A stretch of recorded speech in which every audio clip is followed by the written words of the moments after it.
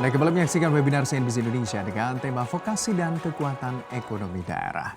Dan langsung saja kita mau menyapa narasumber kita yang sudah bergabung tentunya hadir di pagi hari ini. Saya mau menyapa tentunya ada yang pertama Bapak Ahmad Saufi, Direktur Mitra Studi Kementerian Pendidikan dan Kebudayaan. Pak Saufi, Assalamualaikum, selamat pagi. Selamat pagi Mas Gibran, apa Ya, kabar? Alhamdulillah baik. Semoga Pak Saufi juga sehat selalu ya Pak. Pak, kalau kita melihat sesuai dengan tema kita pagi hari ini, vokasi dan kekuatan ekonomi daerah. Sebenarnya sejauh apa peran pendidikan vokasi ini terhadap pertumbuhan ekonomi sebuah daerah, provinsi ataupun kota mungkin Pak?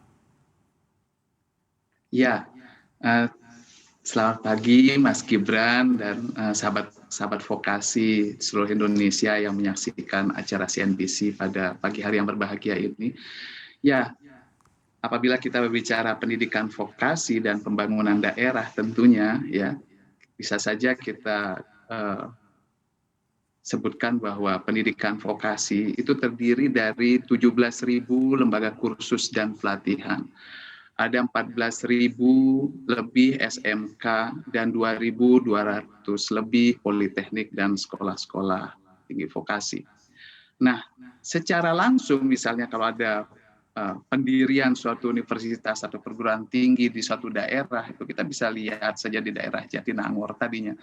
Sebelum ada kampus di sana, itu kan pertumbuhan ekonomi hampir tidak ada di situ, hanya ada jalan. Begitu dibangun perguruan tinggi di lokasi tersebut, nah tentunya pertumbuhan atau terjadi aktivitas ekonomi di sana, ada jual beli, ada tempat tinggal mahasiswa dan sebagainya, itu yang langsung dirasakan. Namun sebenarnya perguruan tinggi, apalagi perguruan tinggi vokasi, itu tidak sekedar adanya itu ya bangunan, kemudian adanya anak-anak yang tinggal di sana. Pendidikan vokasi, dalam hal ini pendidikan tinggi vokasi harus bisa memberikan sumbangsi ilmu dan teknologi yang mereka peroleh, ya, serta skill atau kemampuan, kompetensi yang mereka miliki kepada peningkatan kegiatan ekonomi. Kita bisa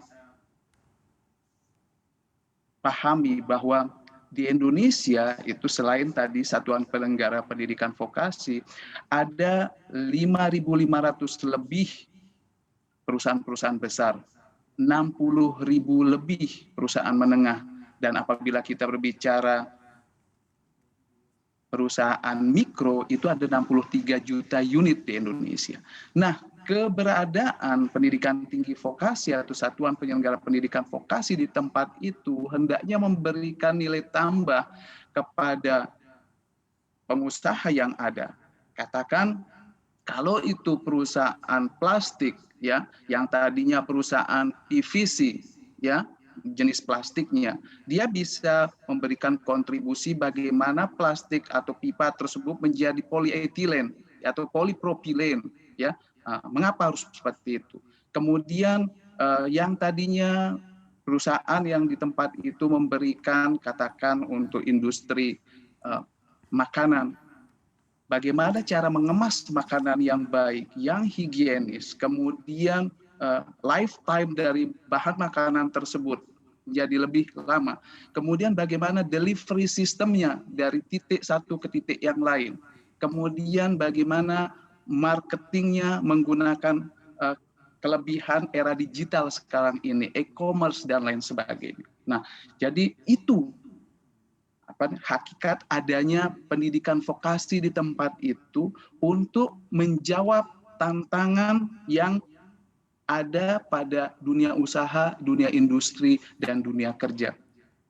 Sederhananya lagi, contoh, di daerah-daerah yang tadinya kurang mendapat asupan internet ya, bagaimana penguatan jaringan internet di tempat itu ya, baik dari segi kekuatan jaringannya, kemudian jumlah memori dan megabytes yang ada dan sebagainya dan seterusnya, itu yang bisa disumbangkan oleh pendidikan vokasi untuk peningkatan ekonomi di daerah tersebut. Demikian Mas Gibran.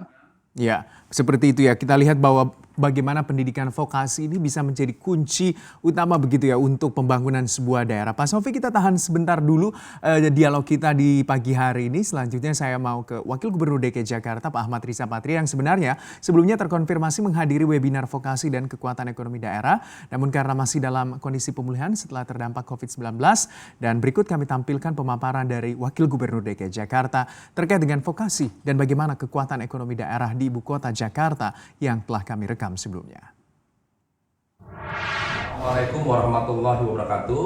Yang kami hormati para narasumber, Direktur Mitra Budi Kemendikbud Republik Indonesia Bapak Ahmad Sufi, Gubernur Jawa Barat Bapak Ridwan Kamil, Gubernur Jawa Tengah Bapak Ganjar Pranowo, Wakil Gubernur Jawa Timur Bapak Emil Dardak, Ketua Rumah Vokasi Bapak Roslani, tidak lupa kepada host webinar Bapak Muhammad Gibran, para undangan dan peserta sekalian yang tidak bisa saya sebut satu persatu. Mengawali sambutan ini, izinkan saya mengingatkan kembali bahwa kita masih dalam perjuangan melawan pandemi COVID-19. Mari kita sama-sama berdoa bagi kesembuhan untuk mereka yang terpapar dan berdoa semoga pandemi ini segera berakhir di Jakarta dan seluruh wilayah Indonesia. Sebagai bentuk upaya menghentikan penyebaran virus COVID-19, tidak lupa dan tidak henti-hentinya kami menghimbau setiap kita untuk selalu melaksanakan 3M, yaitu menggunakan masker, mencuci tangan, dan menjaga jarak. Kami menyambut baik terselenggaranya webinar Kemendikbud bertema Vokasi dan Ekonomi Daerah. Meski harus diselenggarakan secara virtual karena kondisi pandemi COVID-19, namun kita meyakini bahwa penyelenggara webinar ini tetap berlangsung dengan baik dan lebih menarik bagi banyak orang dan yang ikut berpartisipasi. Para hadirin yang saya hormati, seperti yang kita ketahui bahwa dampak pandemi COVID-19 bukan hanya mengena pada sektor kesehatan, namun juga pada sektor ekonomi. Dengan tertekannya berbagai kegiatan ekonomi di masa pandemi tersebut, maka tidak mengherankan jika tingkat pertumbuhan ekonomi mengalami penurunan yang drastis, angka pengangguran pun meningkat di tingkat nasional maupun daerah, begitu juga kondisi ekonomi di Provinsi DKI Jakarta yang mengalami penurunan dari sisi pertumbuhan ekonomi. Pada triwulan ketiga 2020, perekonomian Jakarta berada di bawah normal dan terkontraksi minus 3,82%. Ini berarti selama 2 triwulan berturut-turut perekonomian Jakarta terkontraksi, di mana pada triwulan kedua mencapai minus 8,23%. Dalam kondisi ekonomi yang menurun tersebut, maka diperlukan kebijakan politik ekonomi yang harus diambil pemerintah Provinsi DKI Jakarta, sehingga ekonomi bergeliat kembali, terutama dengan melakukan beberapa langkah dan telah mengurangi peningkatan angka pengangguran. Para hadirin yang saya hormati, jauh sebelum pandemi ini, pemerintah Provinsi DKI Jakarta telah berupaya mengurangi angka pengangguran terbuka dalam rangka penurunan angka pengangguran. Pada Agustus 2017, persentasi TPT sebesar 7,14%. Pada Agustus tahun 2018, persentasi TPT turun menjadi 6,24%. Pada Agustus 2019, turun lagi menjadi 6,22%. Walaupun kita mengakui bahwa per Agustus 2020 tingkat pengangguran terbuka meningkat menjadi 10,95%. Hal ini disebabkan karena adanya pandemi mengakibatkan melonjaknya pengangguran dari sebanyak 329.000 pada Agustus 2019 menjadi 572.000 pada Agustus 2020. Sebagai upaya untuk mengatasi lonjakan pengangguran tersebut, maka Pemda Jakarta telah melakukan berbagai upaya, diantaranya: pertama, memfasilitasi penempatan tenaga kerja pada perusahaan yang masih beroperasi atau membutuhkan tenaga kerja sampai dengan November 2020. Tercatat penempatan tenaga kerja sebesar 14.882 orang. Kedua, penyebaran luasan informasi lowongan kerja oleh pejabat fungsional pengantar kerja antara bulan Maret sampai dengan November 2020 sebanyak 97.494 informasi lowongan kerja. Ketiga, peningkatan kompetensi pencari kerja di UPT Pusat Pelatihan Kerja untuk berwirausaha. Keempat, peningkatan kapasitas kewirausahaan di Pusat Pengembangan Produktivitas Daerah dari pewirausaha pemula menjadi pewirausaha naik kelas. Kelima, pengembangan kewirausahaan di daerah Provinsi DKI Jakarta dari sebelum pandemi lebih kurang 125.000 wirausahawan dan sekarang bertambah menjadi 192.267 wirausaha. Keenam, kolaborasi dengan stakeholder dalam proses rekrutmen pegawai. Contoh yang pernah dilakukan, kolaborasi dengan rekrutmen pekerja proyek di Jakarta International Stadium. Para hadirin yang saya hormati, Pemda di Jakarta juga terus menyalurkan berbagai insentif atau bantuan yang diberikan bagi warga Jakarta, baik yang berasal dari anggaran pemerintah pusat maupun pemerintah daerah, kepada perusahaan maupun pelaku UMKM sehingga mereka bisa menghadapi kesulitan likuiditas selama masa pandemi ini. Beberapa bantuan yang telah kami salurkan diantaranya, pertama, bantuan kepada perusahaan yang memperkerjakan penyandang disabilitas dalam bentuk bantuan alat kerja dari Kementerian Ketenagakerjaan Republik Indonesia.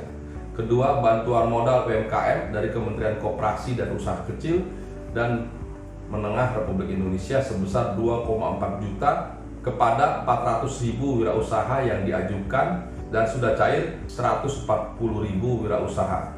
Ketiga, bantuan kartu prakerja dari Kementerian Tenagakerjaan Republik Indonesia.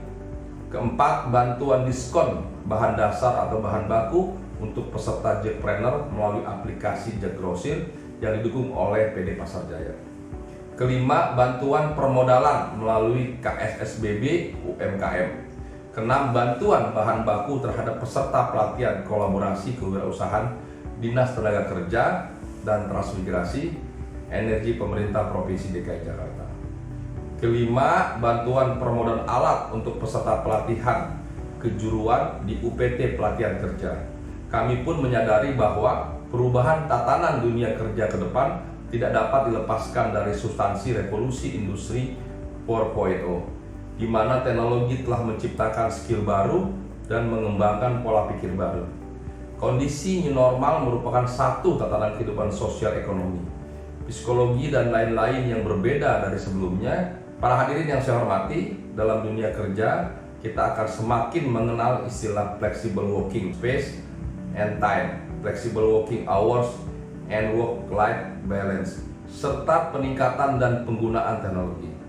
Menyikapi hal tersebut, maka terhadap tenaga kerja perlu dilakukan upskilling dan upgrading melalui materi pengetahuan dan keterampilan yang memenuhi tuntutan baru dunia kerja.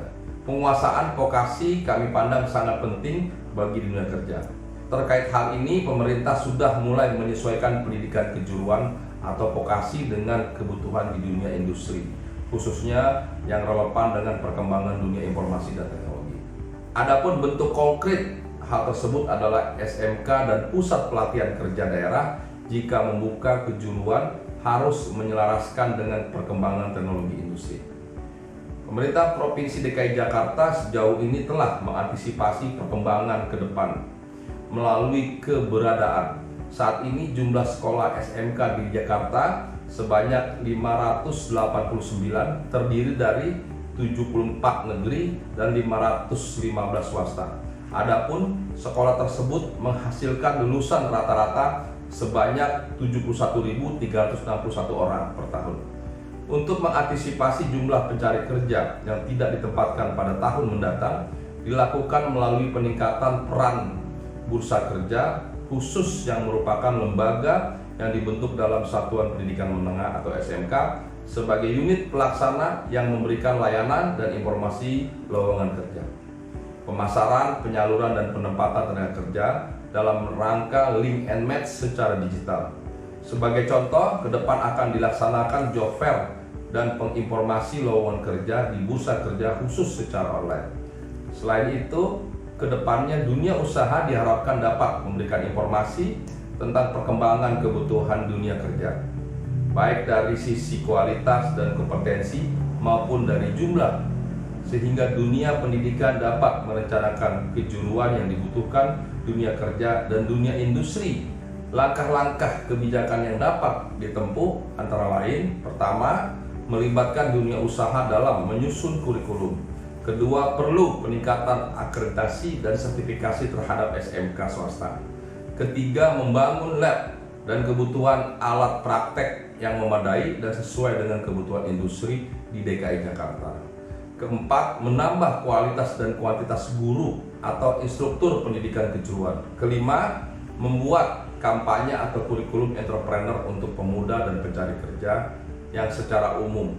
Demikian sambutan dari saya, semoga para peserta webinar sekalian mampu menjadikan pandemi sebagai momen untuk melahirkan solusi yang inovatif bagaimana mengatasi angka pengangguran di daerah, terutama yang disebabkan oleh tidak selarasnya antara pendidikan vokasi dan dunia industri.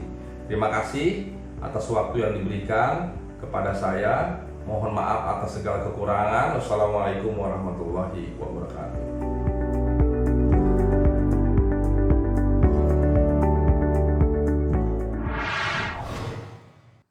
Ya, saya mau ke Pak Selvi kembali. Pak Selvi, kita dengar tadi bagaimana pemaparan dari Wakil Gubernur DKI Jakarta, Pak Ahmad Riza Patria, mengingat angka pengangguran TPT di 2020 ini cukup tinggi, 10,95%, naik begitu ya dari 2019.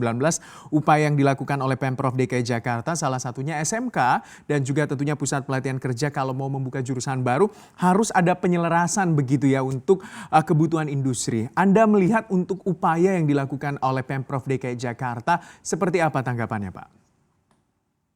Wah, Mas Gibran, saya senang sekali mendapat atau mendengar paparan Pak Ahmad Riza Patria yang tadi ya. Jadi sesuai seperti itulah yang kita harapkan, bahwa jurusan atau program studi yang ada hendaknya menyesuaikan dengan kebutuhan dunia usaha, dunia industri, dan dunia kerja.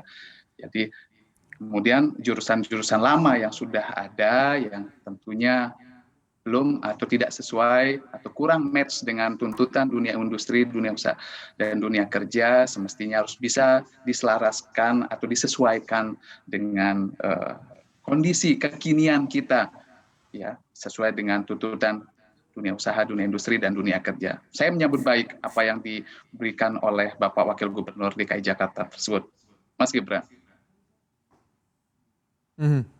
Oke, Pak Sofi, dengan melihat bahwa Pemprov DKI Jakarta juga sangat concern terhadap pendidikan vokasi, memberikan bantuan kepada SMK, karena kita tahu bahwa jumlah SMK DKI Jakarta 589 SMK begitu ya, baik swasta dan juga negeri, ini sangat besar tentunya, yang setiap tahunnya mencetak lulusan-lulusan yang rata-rata tentunya SMK harus siap kerja begitu, atau pendidikan vokasi juga harus siap kerja. Ada juga fasilitas lain begitu untuk mempersiapkan para tenaga kerja terampil begitu untuk DKI Jakarta. Anda melihatnya seperti apa sih yang harus menjadi concern juga pemerintah daerah, mungkin juga untuk ibu kota, karena kan ini adalah ibu kota negara begitu ya, dengan harapan bahwa lulusan dari SMK atau pendidikan vokasi di DKI Jakarta harus lebih baik begitu, karena kan ya bisa dikatakan segala fasilitas dan secara anggaran juga DKI Jakarta lebih besar dari daerah lainnya. Ya, waduh. Pertanyaan dari atau pancingan dari Mas Gibran luar biasa ini. Jadi tidak hanya Jakarta ya, kita sangat berharap semua pemerintah provinsi tentunya sama-sama dengan Kementerian Pendidikan dan Kebudayaan dan juga kementerian atau lembaga lainnya untuk membangun pendidikan vokasi. Jadi vokasi sekali lagi bukan hanya pekerjaan rumah Kementerian Pendidikan dan Kebudayaan. Ini tugas kita bersama. Kita yakin bahwa bila vokasi itu handal dan baik, maka dia akan memenuhi kebutuhan dunia usaha dan dunia kerja.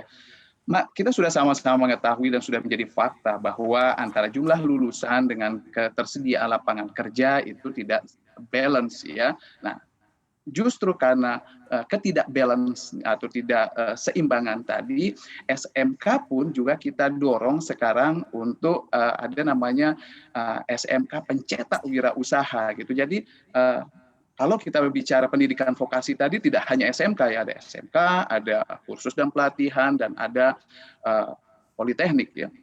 Namun demikian dari ketiga ini ya, selain mereka setelah lulus itu langsung bekerja, tentunya ada yang melanjutkan studinya ya. Dan selain melanjutkan studinya, kita sangat berharap mereka juga menjadi wirausahawan.